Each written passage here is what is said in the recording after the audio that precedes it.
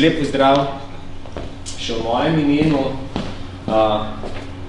Jaz sem vpet zelo močno v ruski poslovni svet, tudi v to rusko-slovensko izmenjavo. Moram reči, da tole, kar Rusi počnejo v Sloveniji s tem svojim centrom, je ena odlična promocija ruske kulture in znanosti, ki jo Rusi tudi nasplošno znajo razširjati po svetu. Slovenija in Rusija sta tradicionalno povezani, ne na vse zadnje, vsi skupaj izhajamo, tam nekje iz Urala. V tistih prvih letih, jaz sem v Rusiji od leta 1994, takrat smo začeli svojo poslovno pot in prva leta smo imeli zelo velike probleme, ko smo Slovenci Rusom poskušali dopovedati, od kje prihajamo. Ker vsi so nas, ponavadi so nas vedno mešali, Čehi, Slovaki, Bratislava in tako naprej. Takrat, če ni bilo fuzbala, niti ni bilo tiste slovenske zmage v Mariboru, zaradi tega je bilo to še toliko težje. In jaz se spomnim, da sem imel kar nekaj cajta probleme, pa sem pa prišel na eno genialno idejo.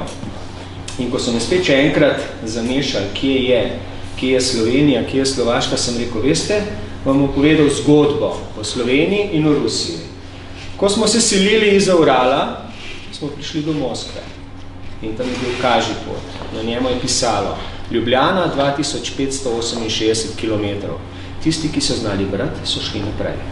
Od takrat naprej ni bilo nobenega več, s tem, kje je Slovenija. Torej, na kratko o Duolu. Duol je srednje veliko slovensko podjetje, smo izpostavljeni, smo 95% izvozniki, praktično vse, kar počnemo, delamo zunaj in naša specialnost so napihljive hale, hitro postavljivi objekti.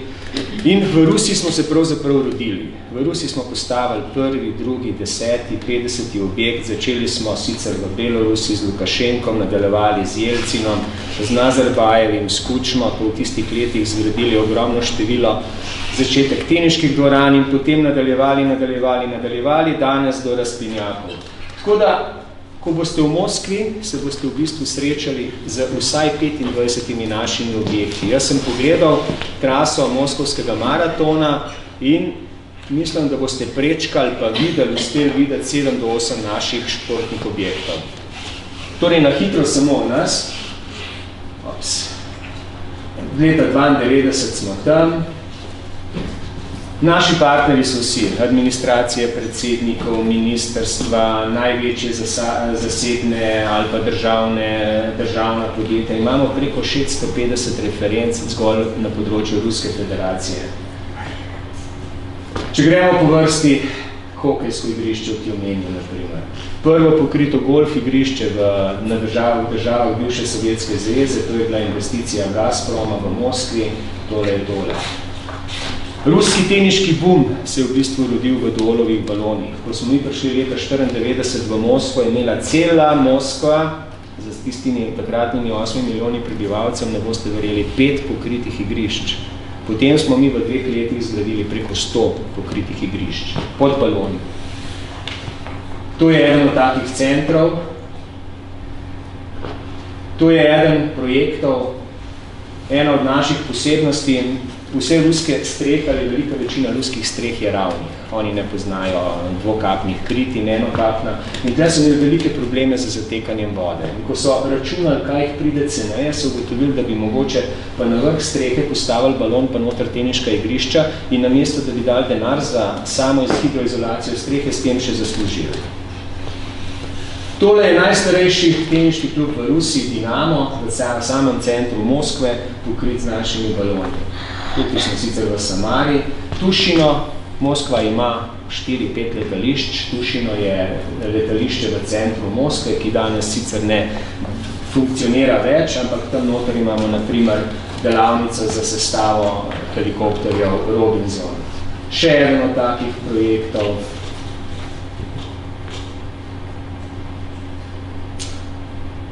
Pivovarna Pit, eden od objektov, tudi tak poseben teniški center za skvošen, hokej, Volgograd sicer, ampak zanimivo toliko, da tukaj noter se igrajo tekme Evropskega pokala, konkretno je bilo to posneto pred tekmo Krima in Dinama Volgograd v Ligi prvakinj evropskih. tudi Moskva, Perm, tukaj se bo teklo, je tudi naš športni kompleks. In če se takole preselim, Volgograd, Neka, oziroma valilnica ruskih plavalnih šampionov, za popovom in vsemi ostalimi pokrit z našim balonom. Soči, Dol je dobavljal v Soči za zimske olimpijske igre in to je trening baza ruske hokejske reprezentance. Največji balon v Rusiji, to je pokrito rezervno nogometno igrišče za nogometni klub Lokomotiva Moskva, eden najboljših ruskih nogometnih klubov. In takole, če se sprehajam, se boste v bistvu tudi vi med tem časom, ko boste tegli. No, tole je mogoče krepko ven iz Moskve in sicer tole je skrajno vzhodna točka Rusije, Petropavlovsk-Kamčatski, kjer smo postavili balon. In jaz dostkrat eden od mojih velikih vzornikov bil pokojni Kovačič, direktor Krke. On je dostikrat rekel, ne, Krka od Strunjana do Kamčatke. Dol danes reče Dol od Valparaíza v Čilu do Petropavlovska na Kamčatki. Gle se v bistvu ne da priti, če greš po globusu z leve proti desni. Še ena od tenisnih akademij, katerih lastniki danes so bivši uspešni ruski teniški igralci. In tole je tole. Mogoče zanimivost, Dol danes v teh letih sploh ni več glavni v športu, še vedno je naš delež v državah bivše Sovjetske zveze recimo 80%, tolikšen je tržni delež. Bistveno bolj prepoznavni smo zdaj v zadnjih 3 letih v kmetijstvu. Tole je ena od stvari, to je pokrito mobilno skladišče krompirja sredi Sibirije. 30 000 ton krompirja spravijo noter in ga, če je treba, v 10 dneh razmontirajo in pospravijo. Filozofija je, Rusija je zgubljala, oziroma še danes zgubla cirka 60% svoje letine, zaradi tega, ker je ne uspe v nekem izjemno kratkem času shraniti. In gradnja nekih fiksnih, velikih skladišč je prvič izredno draga, drugi problem, ki nastopi tu, je, da potem, če ima slabo letino, nimaš noter kaj dajati. Naša skladišča pa pripelješ na sredo polja, tja noter začasno skladiščiš krompir za 3 mesece, 6 mesecev in potem odpelješ, ko ga zmanjka v mestu, ga pripelješ v mesto. Če boste imeli čas, prej ali po, sami maratonski prireditvi, to je Coffee Gypsy, to je najbolj elitna diskoteka v Moskvi in je pokrita, to je kombinacija hoje in duola, se pravi, streho tega objekta gre skupaj za okoli 4000 kvadratnih metrov, smo pokrili za leseno konstrukcijo in za streho, ki se poleti zapira in odpira. Tako približno zgleda. Če vprašate mene, jaz sem se naučil govoriti rusko v Rusiji. Nikoli nisem bil niti 1 uro na nobenem tečaju. Rusija nas je potegnila k sebi in stereotipi o Rusiji. Prvič, vi greste v Moskvo. Moskva ni Rusija. Moskva je megapolis, za Moskvo veljajo neke popolnoma druge zakonitosti. Mi, ki ponavadi zahoda prihajamo, tja si mislimo, wow, tam je pa vse skupaj na nekem 1, 2 ali 3 nivojev niže. Vam jaz povem nekaj drugega. Resetiraš se, ko prideš na Brnik. Ker v Moskvi je največja koncentracija milijarderjev na sveti, je največje število najbolj luksuznih avtomobilov na svetu in Moskva je eno najdražjih mest na svetu. Če si nekaj že želite, pa tistega ne dobite v Moskvi, pomeni, da tistega ni. To bi bila formulacija tega. Moskva 20 let nazaj, pa Moskva danes, neka izjemno velika razlika. Moskva je danes, predvsem pa pod zadnjim županom Moskve, v zadnjih 7 letih se je popolnoma spremenila. Danes je to izjemno čisto, varno mesto, urejeno mesto. Je nekaj problemov še vedno. A veste, ko smo 15 let nazaj letali iz Brnika na Moskvo, na Šeremetjevo, sam let, oziroma še zdaj traja 3 ure.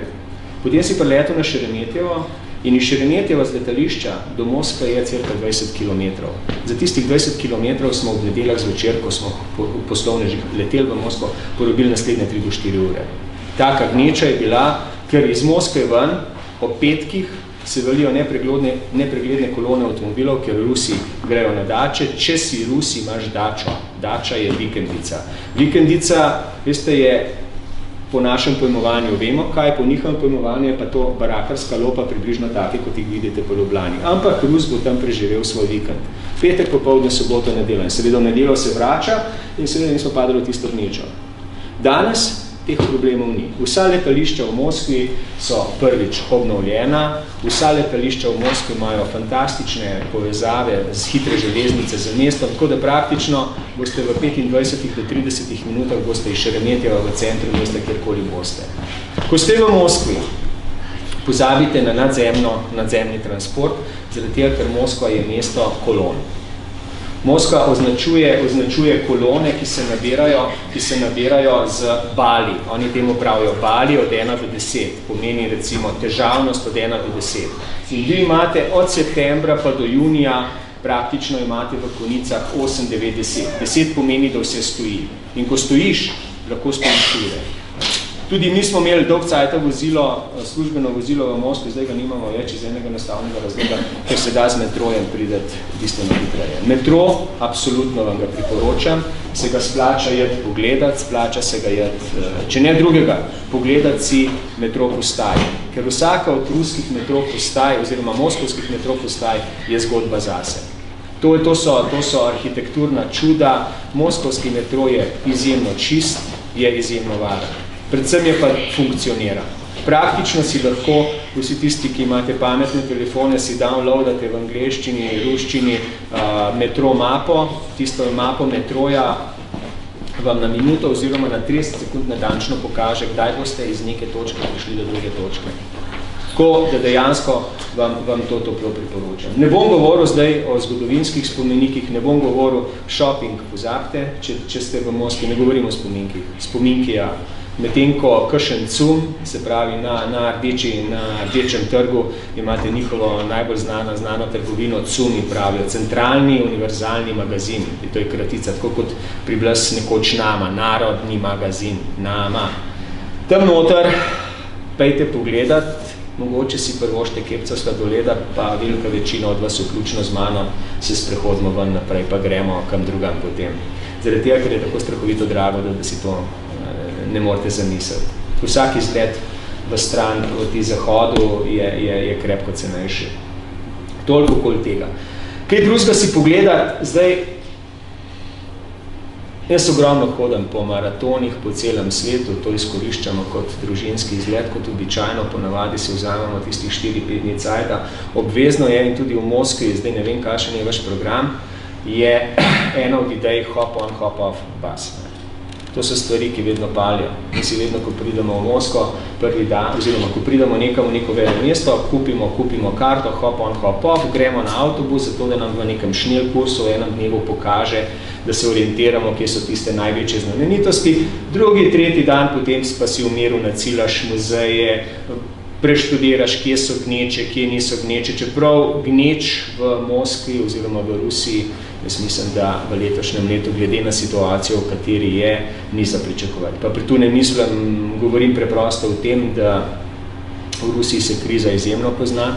Izjemno. Rusija je krepko kolabirala sama vase v zadnjem letu. Deloma to posledica, rubelj je krepko padel, to je prva stvar. Drugič, ruska ekonomija je tako imenovana ekonomija, ki jo poganja cena nafte in naftnih derivatov. Proračun je naštelan na $100+ za soček nafte. Soček nafte danes se giblje v krogu 30 do $35, kar pomeni, da ta razlika pomeni deficit v njihovem proračunu. Posledično seveda to pomeni, da Rusi krepko manj zapravljajo. Ker Rusi krepko manj zapravljajo, potem tudi ne potujejo v tujino, zaradi tega ima danes probleme Portorož, zaradi tega ima danes probleme Rogaška in posledično ima probleme tudi Adria, tako da boste imeli vsak po moje še sede zraven frej. Običajno so bili še 2 leti nazaj, smo imeli poslovneži probleme, ko smo letali proti Moskvi, se ni da dobiti sedeža takole sobota, nedelja, danes teh težav absolutno ni več. Kaj vam še lahko povem, vse tiste ostale zadeve poti. Zdaj, ne glede na to, da sem rekel, da je Moskva postala varno mesto, vala, paste na denarnice in te zadeve, tam par fint je, tudi jaz sem že padel na njih, kako te lahko na hitro olupijo. Menjalnice so zakoni, vseeno, ki ste, nikoli ne menjajte na letališčih, ne menjajte v hotelih, kupica menjalnic je na glavni ulici, Tverska, Jamskaja, proti Rdečem trgu, tam so bistveno boljši menjalni tečaji, kot so na letališčih, lahko zamenjate magari že tudi v Sloveniji. Ne vem, kakšne druge posebnosti, pa v bistvu, jaz o tem tako ne vem. Ena od stvari še, za katero smo se vsi skupaj potrudili, jaz sem že par let dal nazaj inicijativo na Ministrstvo za zunanje zadeve, da se poskuša povsod tam, na teh velikih maratonih, in to smo že probali v New Yorku, probali smo v Londonu, probali smo v Berlinu, zdaj tudi v Moskvi veleposlaništvo bo, seveda vam bo tudi kaj več povedala, poskušalo narediti, oziroma je že veleposlanik potrdil, naredilo sprejem za vse tekače. Veleposlaništvo Moskve se nahaja v samem centru, ne čisto v samem centru mesta, ampak tekli boste cirka 300 metrov stran od njega, od Rdečega trga je oddaljeno cirka 10 minut hoje, tako da ni, ker treba je vedeti, Moskva, to so druge dimenzije. Tam, če je en v enem hotelu na jugu, drug pa v drugem hotelu na severu, potem se ne poskušite dobiti takole na 1 uro natančno, ampak se poskušite dobiti na dan natančno. Tako, to je treba vedeti, ker te dimenzije, ne glede na metro in vse ostalo, ja, to je treba paziti. Iskanje najcenejšega hotela se lahko sprevrže v nightmare, potem, ko iščeš, kje boš pa potem mogel biti pa kam jeti, ne. To je treba upoštevati. Torej, veleposlaništvo bo pripravilo sprejem. Jaz se sicer grizem zaradi tega, ker ne bom z vami, ker sem že pol leta nazaj, jaz imam teden kasneje, imam Ironman v Barceloni, sem prijavljen, imam neke druge sanje, tako da meni bo Moskva pa ta maraton verjetno ostala za naslednje leto. Še kakšno vprašanje mogoče? Ja, pardon, tam je vprašanje. A lahko pripomnim, ko ste rekli menjava denarja, menjalnice. Jaz imam izkušnjo, sem 4 leta tam živel, da sem hodil v sobotah zelo rad na te kupovati starine, in sem menjal denar. Izmajlovo. In sem vedno gledal, med seboj se razlikuje. Se pravi, da nekdo ugodneje daje, ampak vi, jaz pozivam vas, ko prevzamete denar, vam ga štejejo pred očmi, šteje, pa še enkrat prešteje, pa če hoče še tretjič prešteje, da bi javili, da bi samo vzeli pa šli. Tega ne naredite. Ampak to je lahko v Ameriki, ali v Angliji, ali v Rusiji, imajo neki trik, da skrije tudi, ko pred očmi vašimi denar, da bo kakšen večji bankovec, da bo zmanjkal. Se pravi, pred njegovimi očmi še enkrat prešteje. No, jaz se ne bojim, da bo kdorkoli 2000 evrov. Minajte 10-20 evrov, dolarjev, je pravilno. Pa še nekaj, da noste tako delali, tako kot moj partner v Moskvi, še 5-6 let nazaj, ki je rekel, viš Dušan, danes sem pa najdel menjalnico, ki ima super ugodni tečaj in sva se vozila 3 ure v eno stran, zato da sva 100 dolarjev zamenjala pa nazaj, pa nič profitirala. Je pa seveda, to so splošna navodila za vsa vele mesta, te norme veljajo, na kaj morate paziti, na kaj morate biti pozorni. Denarja se nikoli ne kaže, potni list je vedno zadaj, zaprt, denar je razporejen na 3-4 konce, kartice kreditne, ena v hotelu ostane, druga je v enem žepu, tretja v drugem žepu, fotokopija potnega lista mora biti v hotelu za vsak slučaj, če je treba. Sej ne bom rekel, lejte, meni se v 20 letih pa potujem sam, nikoli ni zgodilo nič. Pa v tistih svinčenih časih se mi to ni zgodilo. Nobena razloga ni, da bi se to vam zgodilo. Ampak nikoli ne veš. Jaz sem imel več problemov v zahodnji Evropi, marsikje, kot pa v Rusiji. Ja, pardon. Kaj pa bankomati na mesto? Ja, vsi bankomati funkcionirajo normalno, tako da je v redu, še zaenkrat funkcionirajo. Kako najboljš tudi pa na menjalnico? Ja, zdaj to je odvisno od tega, kaj vam pobere potem, ker bankomati zaračunavajo, v Rusiji zaračunavajo provizijo za dvig. Provizija za dvig je pa lahko pri 20 evrih, 10 evrov, ne? Torej računite na to. Pardon, evo, vam lahko povem. 12,50 evra, se pravi 10 evrov boste dvignili, pa 12,50 evra provizije boste plačali. Torej, to ni nujno. Ne pa rečem, da to vse posod velja, če imate zlate kartice, platinaste kartice, potem ne boste imeli teh problemov nikjer. Super.